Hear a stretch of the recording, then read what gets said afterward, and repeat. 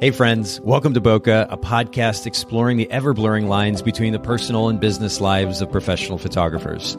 This is your host, Nathan Holritz, and I'm bringing you a special episode of the Bokeh Podcast today called Workflow Wednesday. During these special edition episodes, myself and my co-hosts will focus on helping you develop more efficient daily and weekly workflows around post-production, communication, task and project management, time management, file and image management, and yes, the list does go on. We're going to save you an incredible amount of time in your work week, and we promise not to be too nerdy.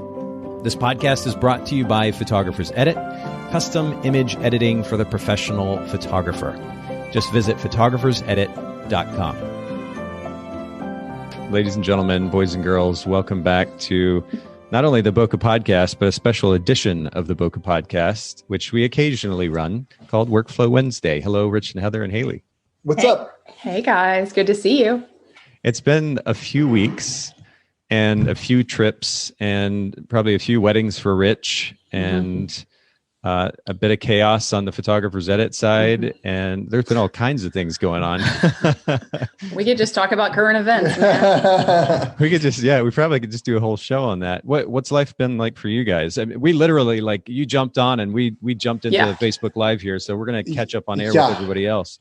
Yeah.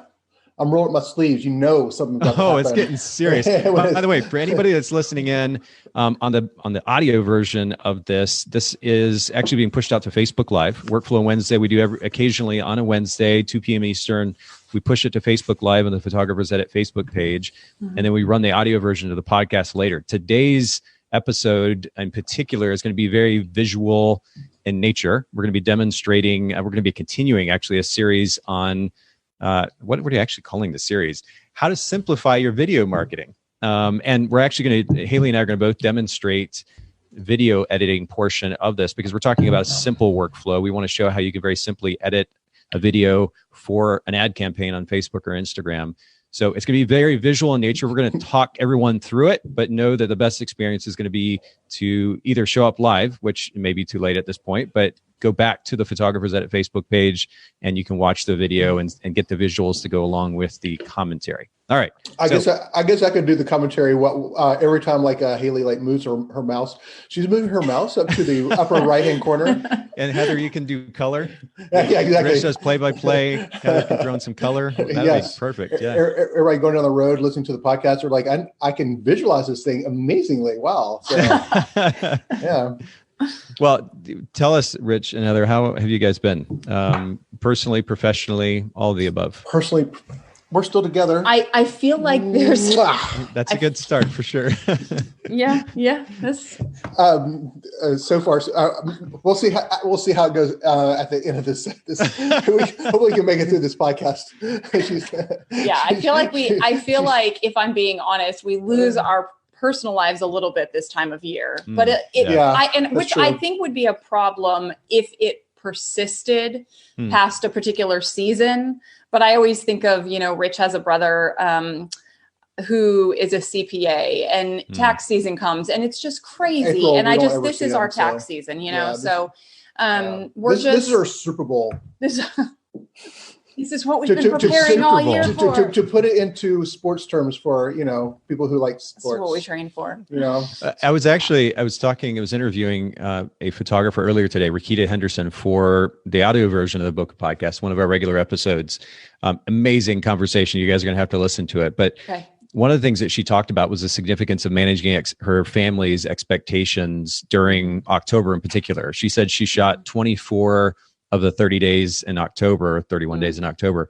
Yeah. Just crazy busy, but they know that going into it. So a lot of managing the craziness has to do with managing expectations for those that are closest to us. And I think that's really important to remember. Right. Yeah. Same thing for my clients. My clients will be like, "Where have you got a chance to do a first draft of my wedding album yet?" I'm like, I'm shooting every day.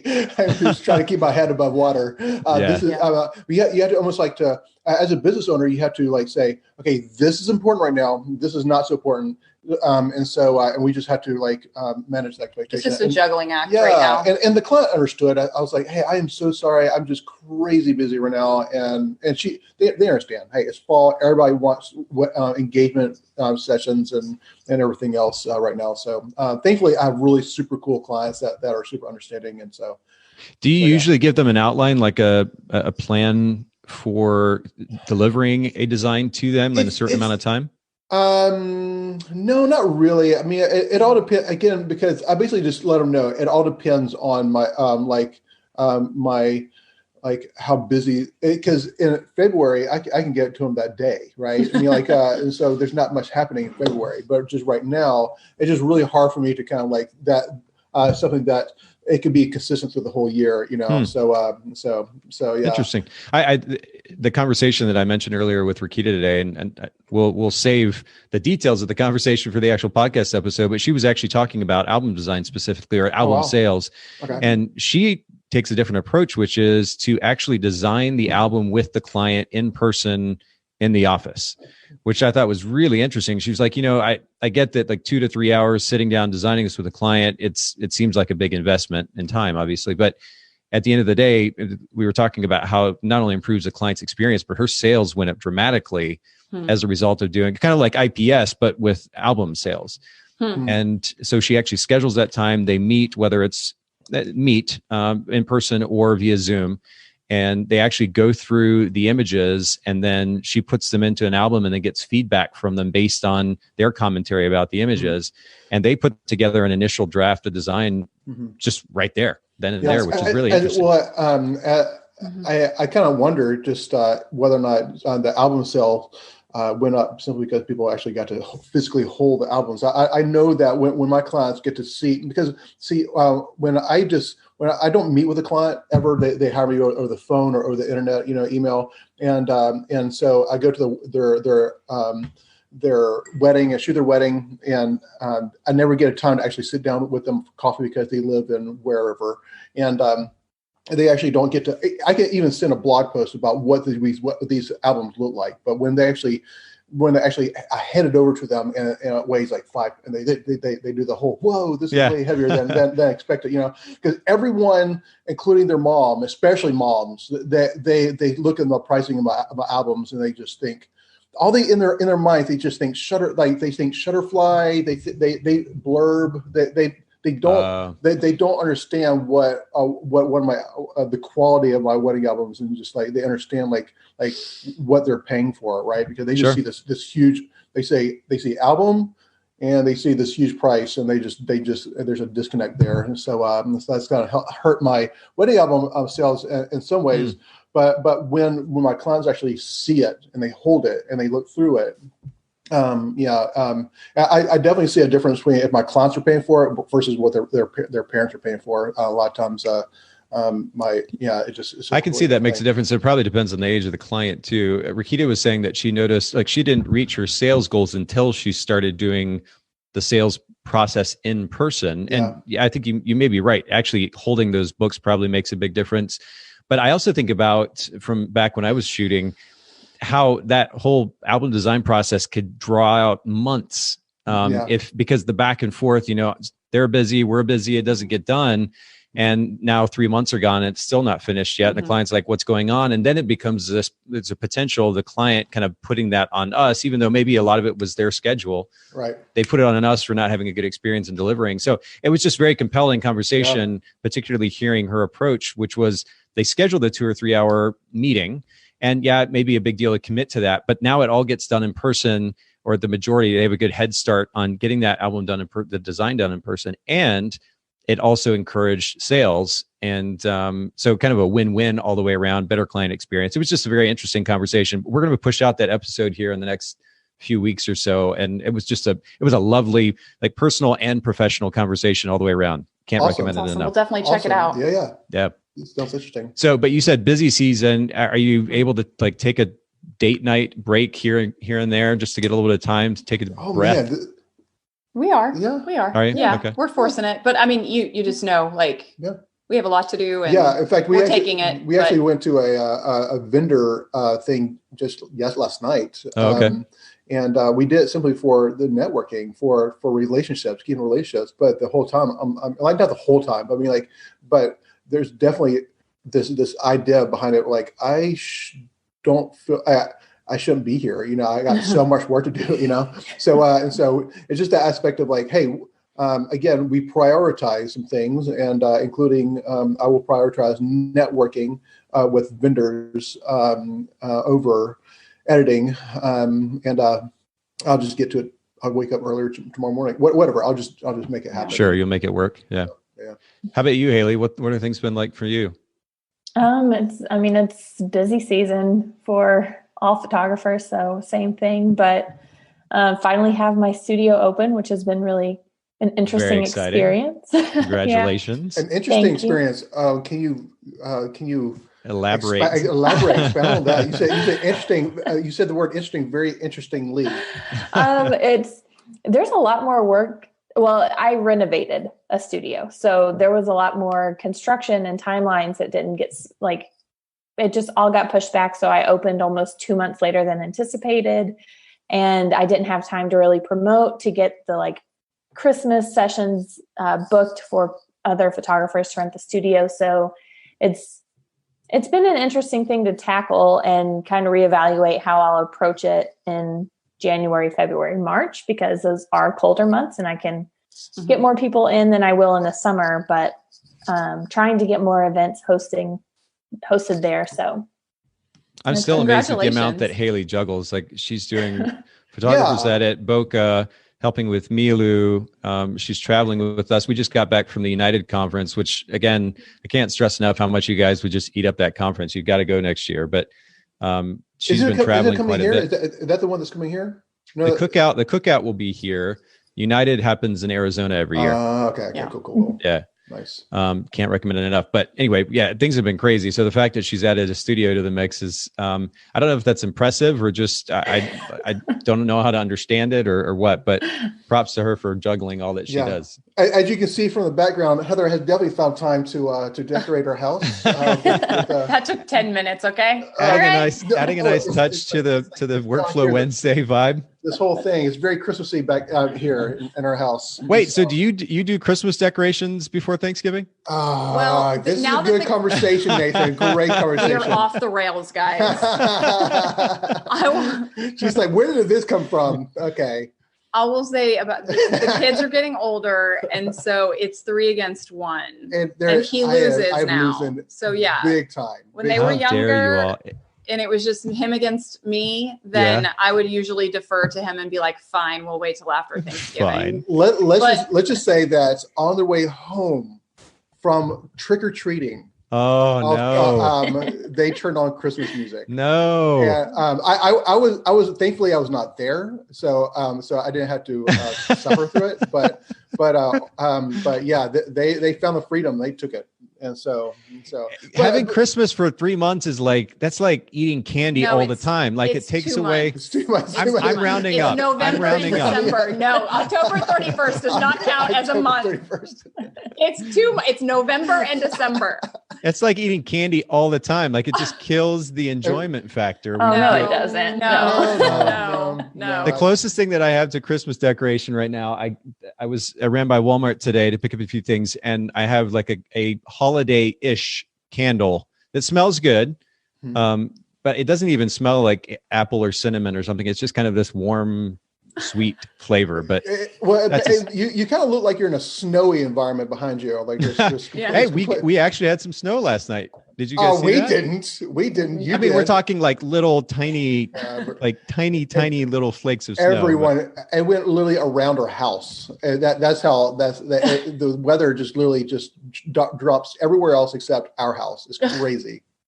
Well, what was it this morning? I think it was like in the teens, 18, 19 degrees, something like that, when I woke up. And it's for those of you listening in who don't live in the South and are like, that's like every day. This is very unusual for us. And it's surprising, honestly, that they didn't shut school down today, despite the fact it's a beautiful day outside.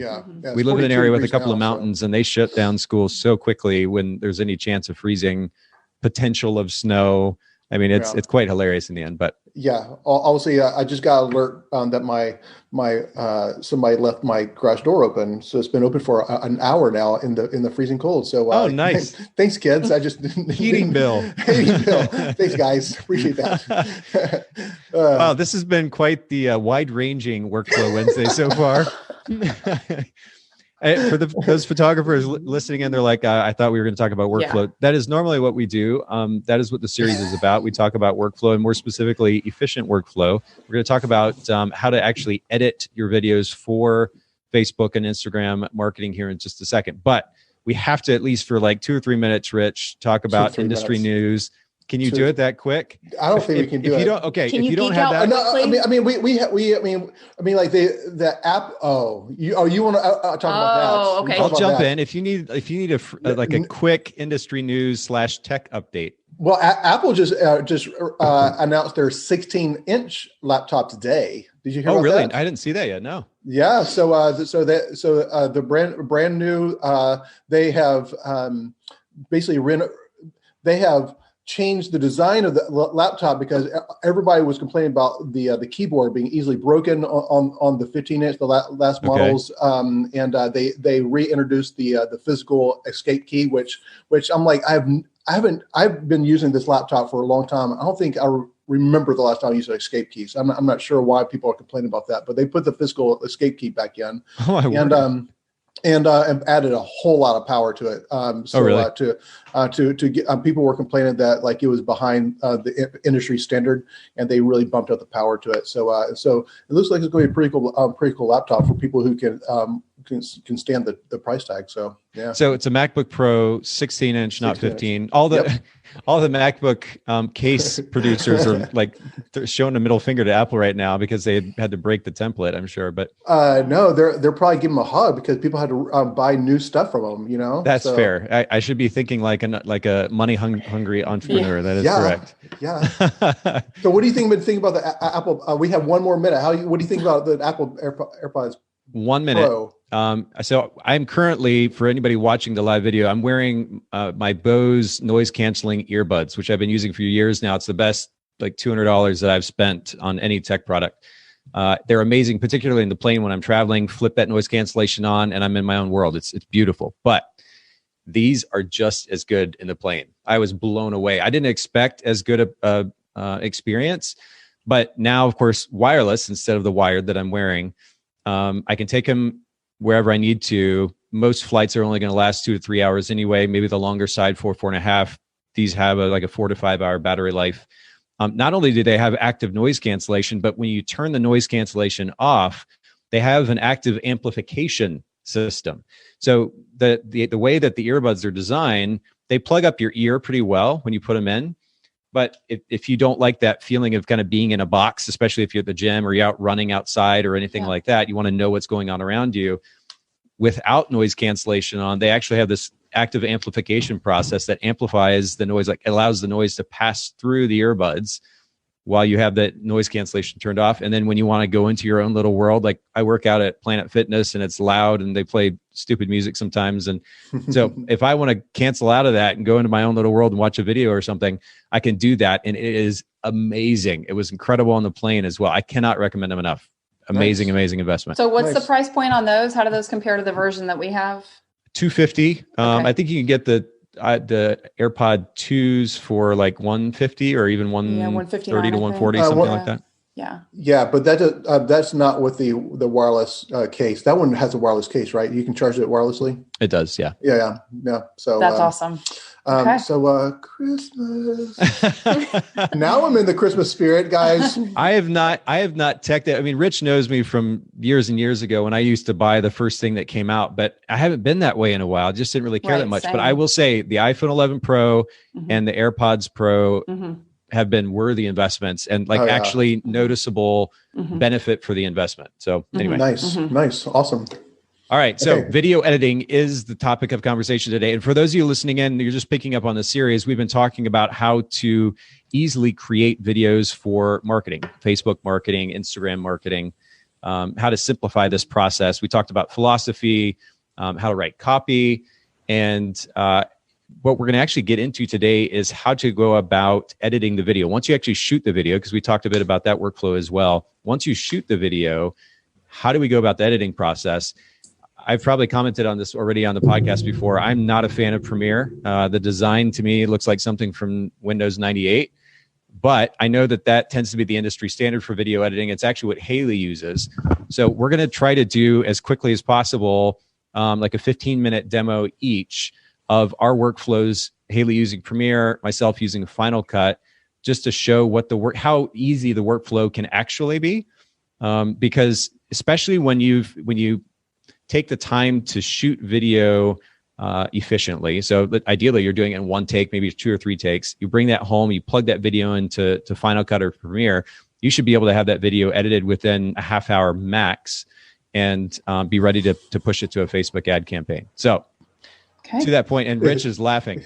Yeah. 30 minutes max. If you don't have ADHD like I do, like others, what are you doing on your computer? Are you concentrating on, I'm like, yeah, I am now. Thanks. Appreciate that. Thank you.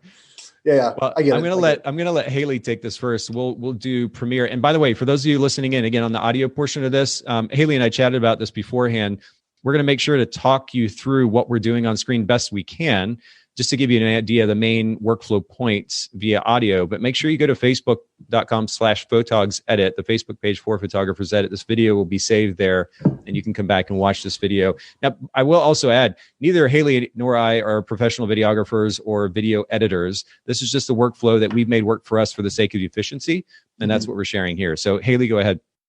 Yeah, so before I share my screen, I did want to share a few things about how the video I'm going to be editing and how Premiere works. The first thing is that I'm just editing what would be an ad for our new company, Milu. And it is a selfie style video of Nathan. I'm not cutting out anything within the video or laying over any images or video yet. That is something that can be added in later, but for the sake of simplicity, I just decided to pull an existing, my light went out, an existing video that I knew we would have to create anyway. And then the second thing is when you're working with Premiere, it's very similar to Lightroom in that wherever you pull your files from, they have to stay there. If you move those files later, they will not be found in your project in Lightroom. In Premiere, just like in Lightroom. It's not like Photoshop where you drag it in and it's there no matter what you do with the files. So that's just one thing I did want to highlight before I got started. And it's interesting you note that, because Final Cut, when you do import into Final Cut, it does create, from what I understand, my limited knowledge of Final Cut, it actually creates a duplicate and puts it in the folder structure of Final Cut on your computer. So I guess those are one of the differences between Premiere and Final Cut. Yeah, I have actually a question. For users who are used to Adobe Lightroom, Adobe Photoshop, would they have a easier time if they started using Adobe Premiere versus Final Cut?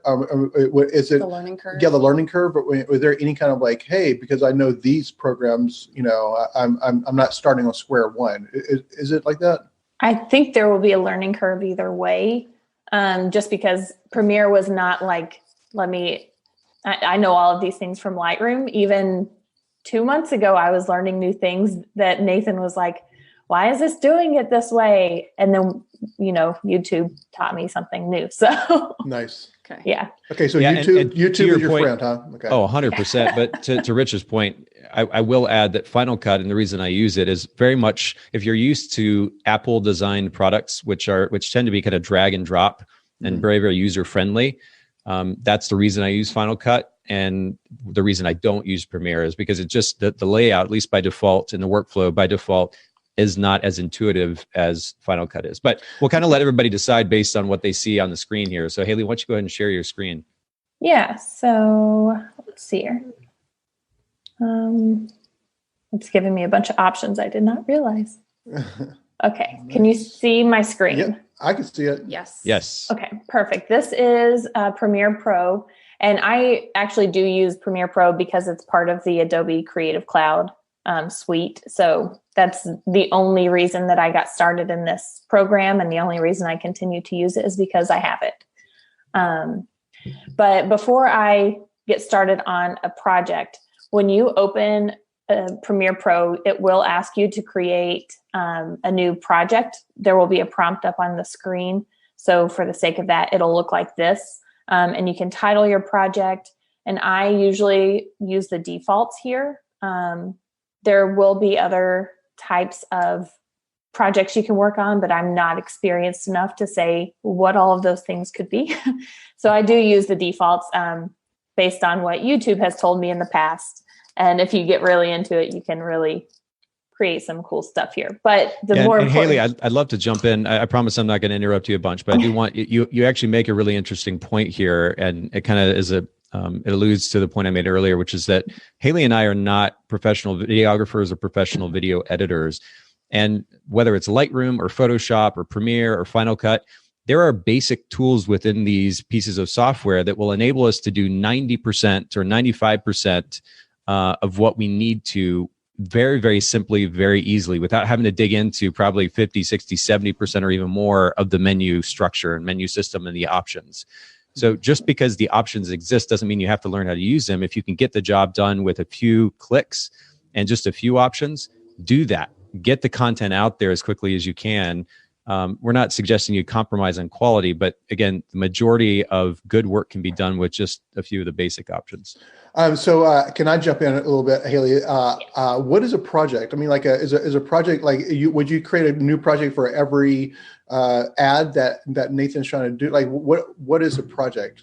So there are a couple of ways you can structure it, and I figured this would be a question that was asked. So I wanted to relate it to Lightroom. If you look at a project like a Lightroom catalog, and then you can have multiple folders within that catalog, that is the exact same structure. So the way I structure it when I'm working on like Photographers Edit ads or Milu ads is I'm creating a project titled, Photographers Edit ads November 2019 or Milu ads 2019. The project that I have created here is actually called Workflow Wednesday ad demo. And then within that is where what would be called, for those that can't see, I'm air quoting folders. But instead of it being folders, they're called sequences. And that's where your video actually lives that you're going to be editing. So right here, what you're seeing on my screen is the project. Up here will be all of the effects and controls that you can manage once you have a video started. The the middle towards the right is where you're going to see your video preview. And then the bottom middle section is where you will see all of the editing that is being done on your sequence. All of your files will live over here. So typically when you open a new project, and I'm talking about the bottom left-hand corner, all of your files will live there.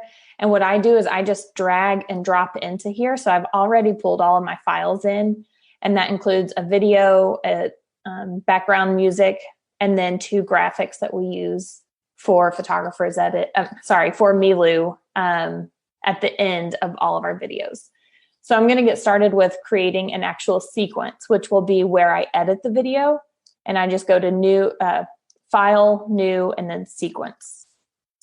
And here, there's 2 ways that you can do it. If you're wanting to get really nitty gritty on how to do everything, you can go to digital SLR, 1080p, and then whatever frame rate that you shot your video in will be 30, 25, 24. But if you want to do it the simple way and efficient way of just getting something out there, you can take the video from your video file and drag it into this area, and it'll create a new sequence for you based on it'll match the file size of your video that you're already creating. Now, so this project that you're doing right now, this is for like a Lightroom ad, or whatever you're creating right now is going to go up on what? So this would be a Facebook ad for Milu. A new. Sorry, not Lightroom. I'm sorry, I apologize. Yes, you know what I'm talking about. I gotcha. Yeah, so it's an ad for Milu. Okay. Yeah, and then the way once you get started, this very bottom scrolling panel is going to allow you to see your project larger or smaller. So when you get started with video, you're not always starting right on time. So I'm just going to flip forward to where Nathan has, almost to where he starts talking. And I can either drag this with the little red arrow inside of the sequence area, or there's a little razor tool, or you can just hit the C on your keyboard, and that changes it to where you can razor cut it. And then to go back, there's a selection tool, and that shortcut is V. So if I just hit V, I can take this section and pull it back to where I've deleted that very initial area. And I don't have the audio on, so you can't hear it, but I'll talk through that portion of it in a second. Any questions so far? I want Nathan to lip sync whatever he's saying on the video. Yes, please. Ready? And I just want to chime in again one more time for everybody listening to the audio version of this. Just a reminder, we are doing a live demo of a video edit. So if you want to see the video version of this, make sure you go to facebook.com/photogsedit, the Facebook page for Photographers Edit. This video will be there so you can see the demo. So those numbers up top, I mean, I see it goes up to close to 28. Is that 28 seconds? Here? No, right below where it has the green line. The green, right there. Yeah, right here. Is that like how that 28 seconds? What is that? Yes, that is your timestamp to know where it is. Or I didn't know that was 28 seconds or 28 minutes. I didn't know how long Nathan likes to do his video ads. So 28-minute ad. I mean, he's really trying to sell something. So. It's like an infomercial or something. Yeah. He just walks around the field for 28 minutes. Yeah. So what's the green versus the yellow? What is that? What is that? That right. It's indicating the level of volume. So towards the end, he stops talking here. Okay. And that's where that's showing. Apparently just showing off my chest. Yeah, exactly. Nice. Something for the ladies. It's very low volume there. So it's just like you can hear the wind a little bit in the background. Okay. So that's basically like, that's Premiere's way of just saying, hey, this is more than likely where you want to cut this thing off because there's no volume anyway. So, right. So that effect. It's mostly just tracking the level of where your audio lives. So if you hit red, it likely will hurt someone's ears whenever they're listening to it. Okay. Gotcha. Okay. That makes sense. So then at the very end of the video, I'm just going to pull in where he stops talking.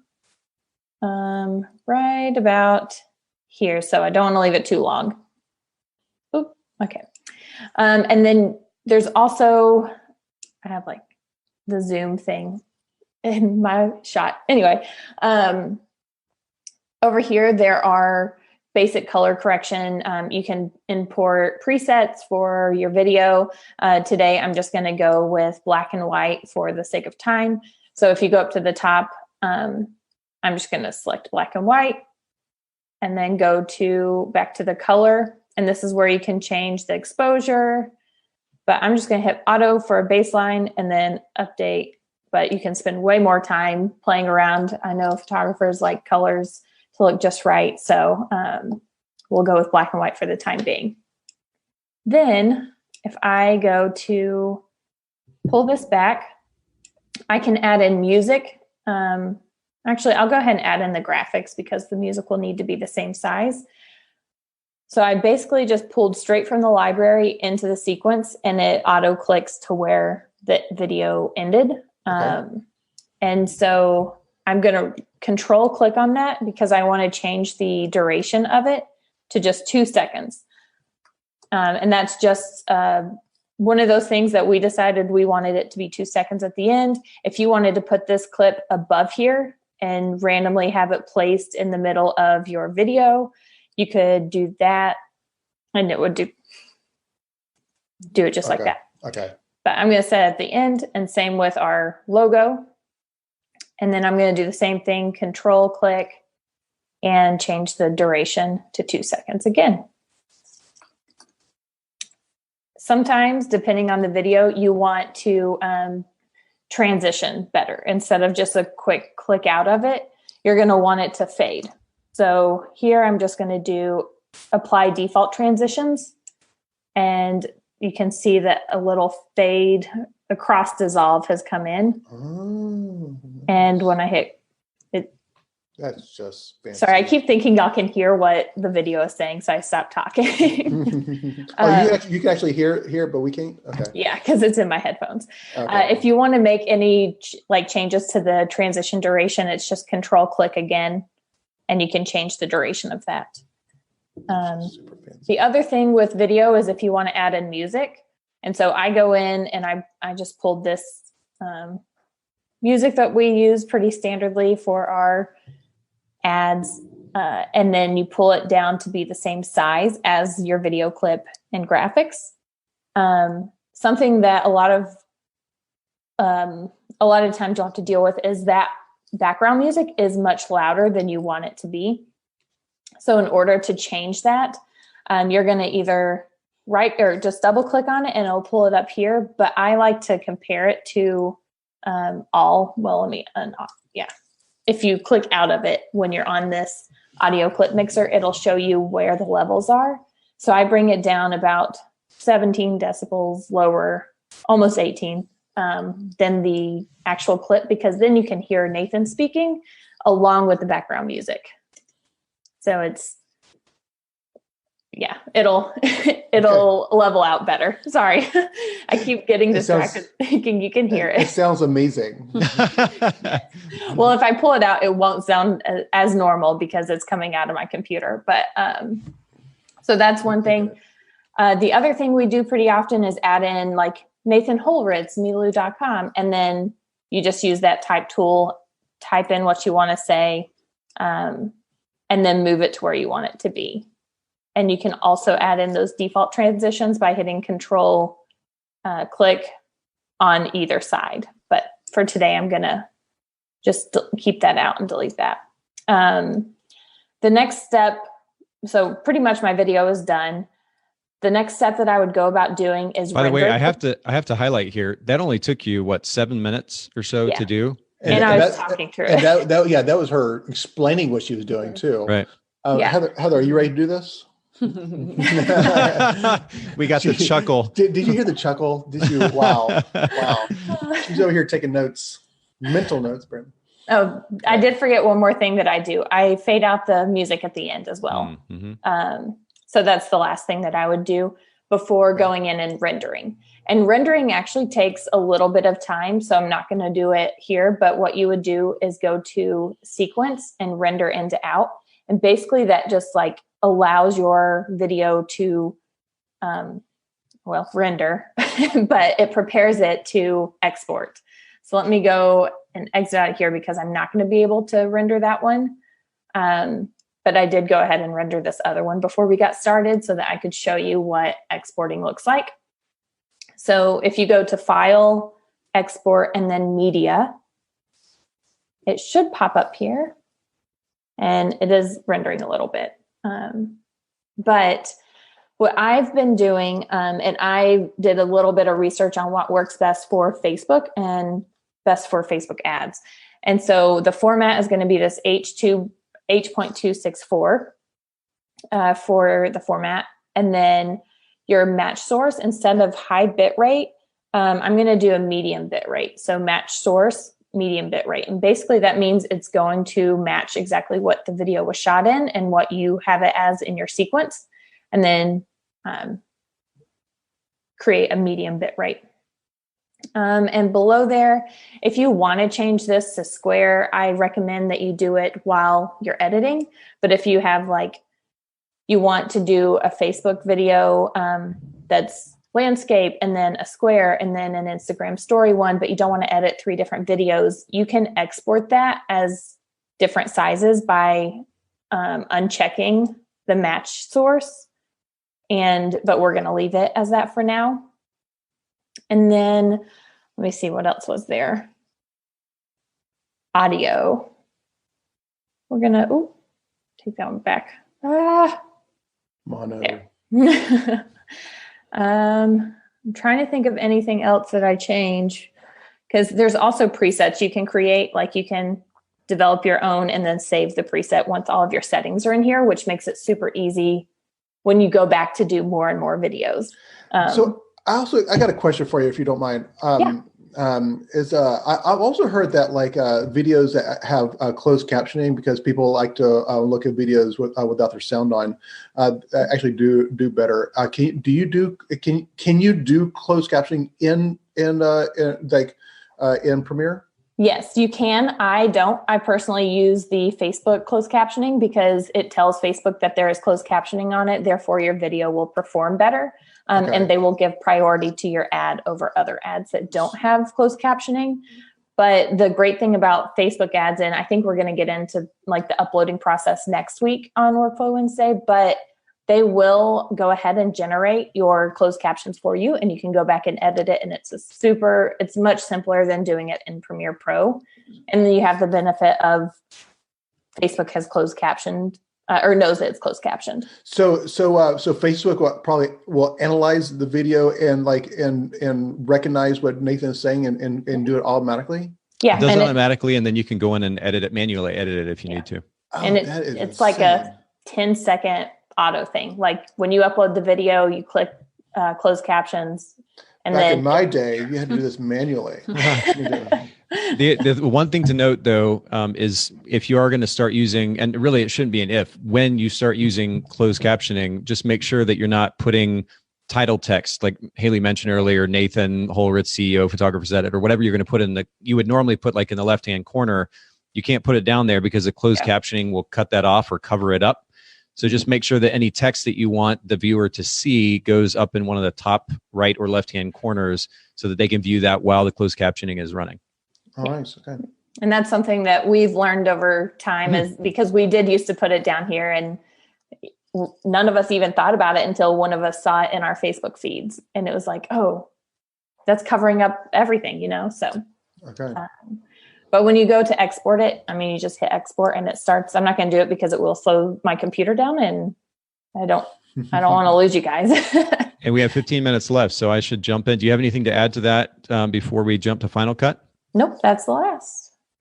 Thank you, Haylee. I think Haylee did a great job. Nathan, you have a hard road ahead of you to convince me more than what Haylee just did. She did a great job. I think I'm going to win automatically when I just open up Final Cut and there are like 68,000 less moving parts on the screen that I have to look through. Because I literally took a screenshot while she was doing the editing work. Because it really is kind of a stark contrast to the workflow for Final Cut. But let me go ahead and open up Final Cut and I'll share my screen as well. And of course, ultimately, to each his own. Whatever you can get your work done most efficiently in, do it. But I'm going to share my screen now. You're going to see the stark contrast between the two. Let me share Final Cut. Actually, you know what? I'm going to share my whole desktop just so you can see because I'm going to drag and drop a couple of things here. All right. So can you all see that okay? Yes. Yeah. And do you see the difference I'm talking about immediately? Yes. It looks like iMovie. And it actually kind of does look like iMovie, and some would probably go to the extent of saying, well, that just looks unprofessional.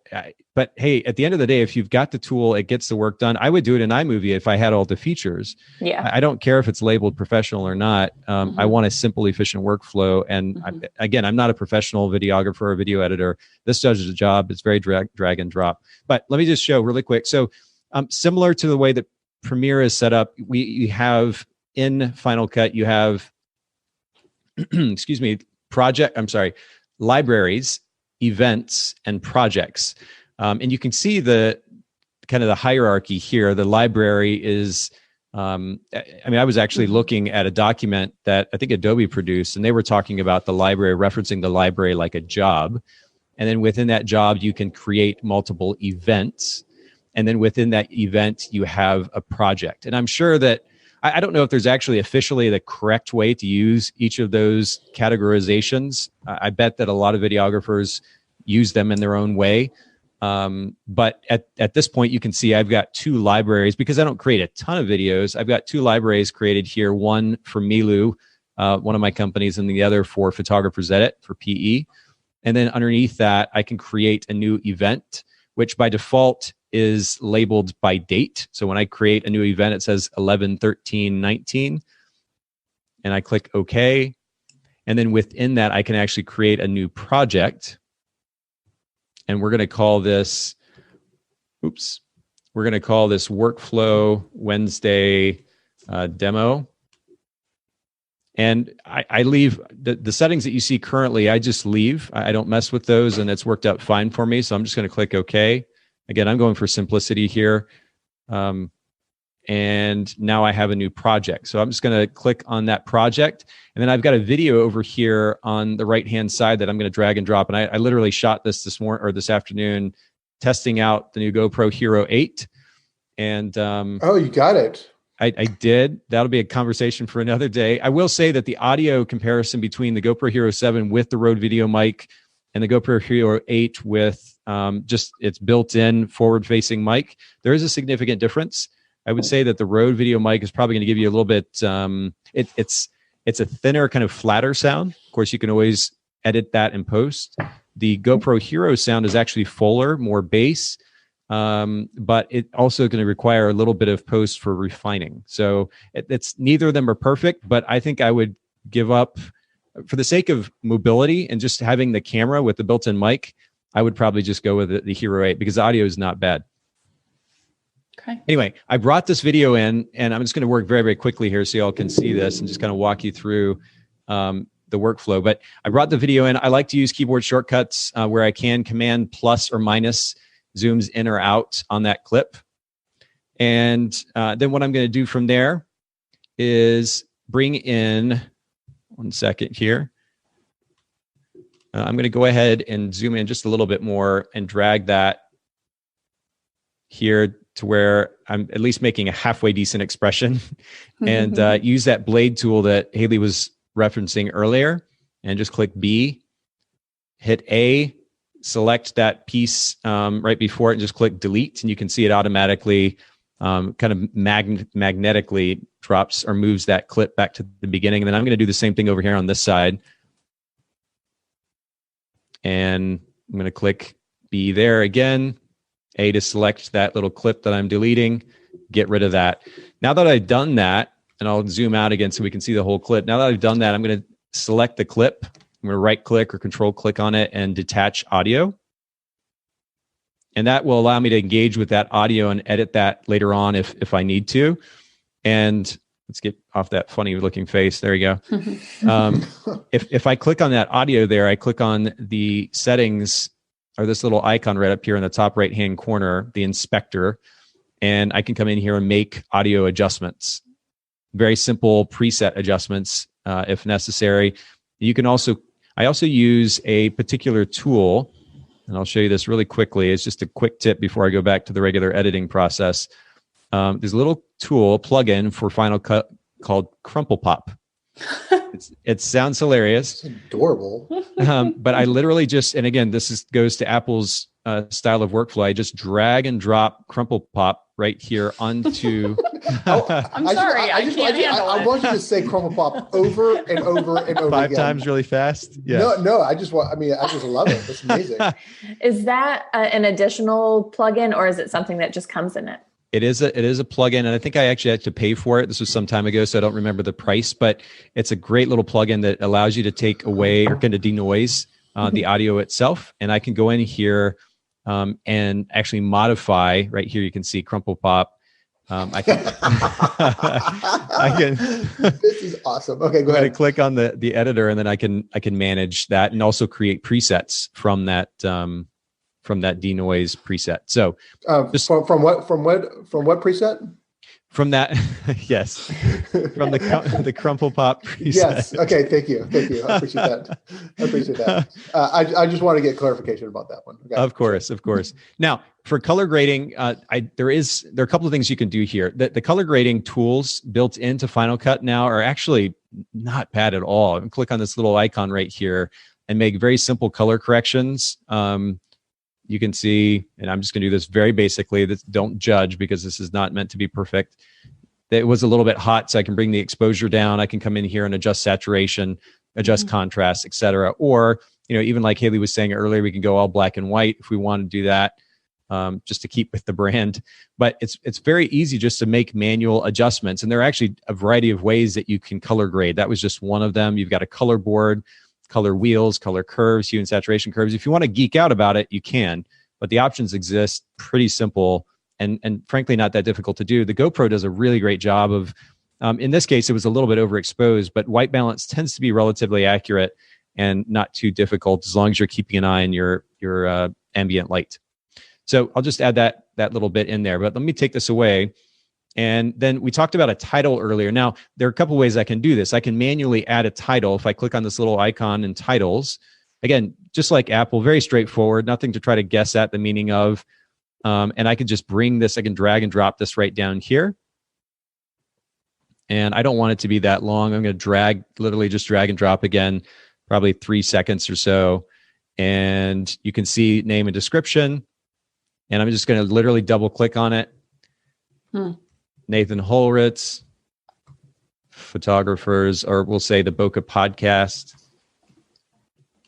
And that's literally it. It's as simple as it can be. Now, Haylee also mentioned transitions, and I like to add a cross dissolve. Again, drag and drop. I'm just going to drag and drop that cross dissolve transition. That's a little bit too long in the fade, so I'm going to draw it back to about 1/10 of a second. It's not very long. And can you move that up if you wanted to, like to the top left-hand corner or the top right-hand corner? This here? Yeah. Absolutely. Yeah, I can drag and drop that up here if I want to. And like Apple products, Command Z to undo. So it's a pretty easy workflow. So you can see what this looks like. Of course, I know you can't hear it, but you can see the fade in and out. Now, I do have a plugin or a series of plugins by a company called Installer. You can see this here, this drop down. They've got some really beautiful call outs and titles that you can use that look much, much nicer than what I just demoed. If you want a quick title, you can add that in, not difficult to do. But their plugins are actually quite easy to use as well. And again, if you want a pretty animation or something to that effect, you can do that. And that's a good company to go with. They do have plugins both for Final Cut and for Premiere. We did find that out. And then the outro, pretty simple. Again, drag and drop situation. We've got a graphic right here, very similar to what Haylee demonstrated earlier, but I'm just going to drag and drop that literally from my Finder window if you're on a Mac. And I'll drag that here to just probably about 2 seconds. Again, I'm going to add another cross dissolve transition.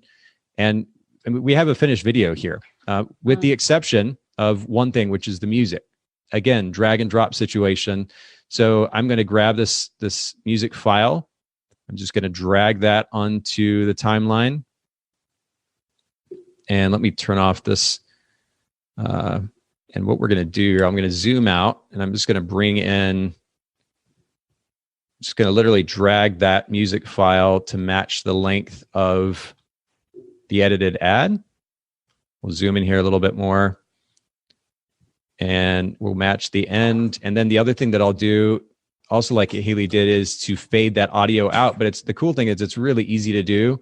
I can just literally drag and drop or drag this little piece here and drag it there. And you can see it just fades out. So that was it. And that took me, all of 5 minutes just to demo that for you guys. It really is this easy to edit a video, to prep it, to get it ready for pushing out to Facebook. Now, granted, if you're not familiar with the software, it may take a second to learn your way around it, but you can literally follow the tutorial that Haylee and I just gave. It will take a little bit of time, as well as we discussed in a previous episode, to learn how to be in front of the camera, to hold the camera in front of you and talk to it, or set up on a tripod and talk to it. Takes a little bit of practice. If I were to play the video that I just edited for you all, that was a one-take shot today, specifically taken for this. And, of course, it's only about 23 seconds, 25 seconds long. And it took one take. But it only took one take because I took some time literally standing in my room, saying out loud what I was going to say for the video. And I ran through that 2, 3, 4, 5 times, whatever it was, refined what I was going to say. And then I've practiced it saying it out loud. It's almost like muscle memory. So by the time I go to the camera, I can get it accomplished much quicker. Nice. So any questions about the Final Cut editing? And are you on my side yet about Final Cut versus Premiere? I love you, Haylee, but yeah, that was incredible. The ease of. I feel like you need to cover CrumplePod again. purple pop. I apologize. Maybe Adobe will watch this video and see the difference and upgrade and update it. There you go. Yeah, I mean, you know what? Just for the sake of conversation, we have to at least pull this up on screen. I'm going to pull up the screenshot comparison.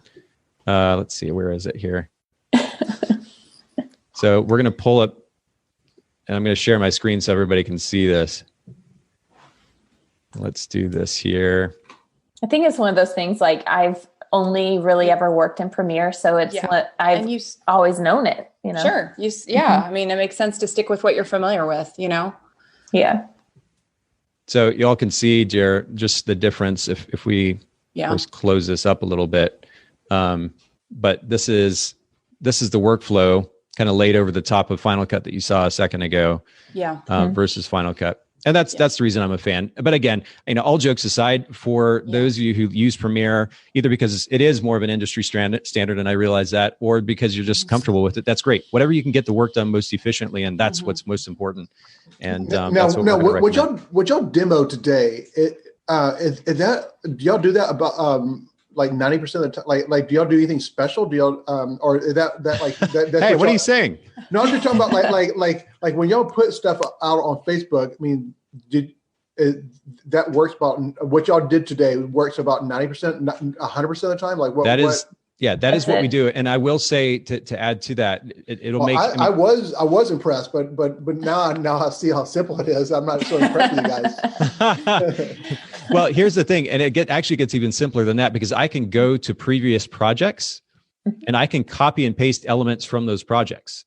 So like that title if I use this title here that I want to use again, I can do that. If this overlay of our website, this video overlay of our website, I want to use that, I can literally click on that, copy it, and take it to this other project that I'm working on and paste it.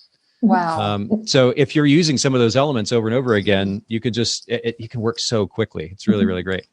That was incredibly helpful, guys. That's really, really cool. That's something like, I hope a lot of people can come watch the video and experience the visuals. Yeah. I mean, like I started this whole series thinking, I wouldn't be able to do this. And now when I see that you guys, if Nathan can do it, then another thing to consider too, is these are very, very simple ads. Like you can go and create much more detailed ads. And that's something we're working on with Milu too, is like, we want to feature more of the visuals from the app and the phone and bring those into all of the videos. Whereas right now it's mostly just, selfie videos of Nathan talking, but there are so many other things you can do if you want to add in photos and talk about your photos in your ads or of your couples or whatever it is. You can do those voiceovers while you have other footage running through the screen. But I will say, even that, if you go and I know we got to finish up here. So let me just show you this one last thing. Even laying a picture or laying video over me talking, for example, it's really not that complicated. This right here, you can see on the right-hand side, the video. This is a video overlay of me scrolling through the homepage of the Photographer's Edit website. All I did for that was just screen record me literally scrolling through my website, save that video, drag and drop it onto. I can just drag and drop that onto this timeline. You can see the fade in and fade out, the little transitions that we dragged and dropped earlier, and that's it. I can scale it to fit the size of the video. But that's it. It's really that simple, at least with Final Cut. And it looks like Premiere even has some of that drag and drop capability as well. So that's good. Yeah, you can drag and drop directly onto that sequence versus pulling into the library. I had just already had all of them in there. So you can drag to the library to have everything all at one time, or as you're building it, drag into the sequence and it'll put it in the library for you. So very similar. Cool. And Haylee, maybe we can, in the show notes for this episode, and for everybody listening in, you can see the show notes at Bokeh Podcast, BOKEH podcast.com. Maybe in the show notes, you can put the final version of that ad that you were working on in Premiere in the show notes, the YouTube video or something like that, so that our listeners can also see the final product. And as Haylee pointed out, this is simple. It's not, we aren't a massive production company. We have a small team. And so we have to work intelligently and efficiently to kind of maximize our resources. And ultimately our time. And so that's kind of the thought process here. And you can do the same thing for your business. It's really not that complicated. And really, as I mentioned earlier, that GoPro Hero 8, and I wish I had it sitting right here, but this little handheld camera literally fits in the palm of my hand. You could take that out and shoot the same kind of video that you just saw us shooting and put that in an ad and edit it within just a few minutes. It's really, really great. That's awesome. Haylee, as we go out here, let our listeners know not only how we're going to be finishing this series, but some of the other upcoming episodes that we have with Workflow Wednesday as well. Yeah. So next week, we're talking all about getting your video onto Facebook in the Facebook ads platform. So from the upload, closed captioning, targeting, all of those details, we will be highlighting and sharing what that process looks like. But then the following, I can't remember exact dates, but we have December 4th and December 11th. We will be coming back for Workflow Wednesday again to talk about business practices and going through experiences like crazy fall seasons. And then our other one will be all about Milu, our new platform and app that we have recently released. I can't wait for that. Yeah, and for those of you listening in who kind of know what's going on with Photographer's Edit, things have been a little bit crazy as of late. We could call them growing pains, and they are that in a way, but we had some issues with personnel and being able to handle the workload. And we've learned, we're learning on an ongoing process how to manage the situation internally, but also how to manage the situation externally and how to better manage clients' expectations, how to have hard conversations, transparent conversations. And so we're going to use that Workflow Wednesday episode to talk a little bit about what we've learned through this process. Awesome. Not that we have figured it all out, but what we have learned, and we'll share some of that with you for that episode. And then, as Haylee pointed out, and Rich and Heather, we haven't really talked about Milu even that much in person yet. I'm excited. Not a lot. Yeah. I'm excited to dig into that. We'll use that episode, and maybe even Rich, have you and Heather download the app right before the episode, so live on air you can try it out. And we can put that up on screen, or I'll put it up on screen. We'll talk about the app, the functionality of it. For those of you who are curious, if you just go to Milu, miilu.com, you can learn more about this app that allows you to easily manage timelines and shot lists at the events that you're involved in, photographing or planning. So that is Milu. That'll be coming up. Thank you all for hanging out with us for Workflow Wednesday. This has been good. It's been Thank fun. you guys for that. That was fantastic. Yeah, this is so informative. Anybody can do it. Perfect. All right. Y'all have a great day. Yeah. Take care. Bye, guys. Thanks so much for listening to the Bokeh Podcast. Will you let us know what you thought by leaving a review of the podcast in iTunes or the Apple Podcast app? And I'd love to hear from you personally with your thoughts about the podcast and suggestions about future topics and guests for the show. My email is nathan@photographersedit.com. The Bokeh Podcast is brought to you by Photographer's Edit, custom image editing for the professional photographer. Visit photographersedit.com.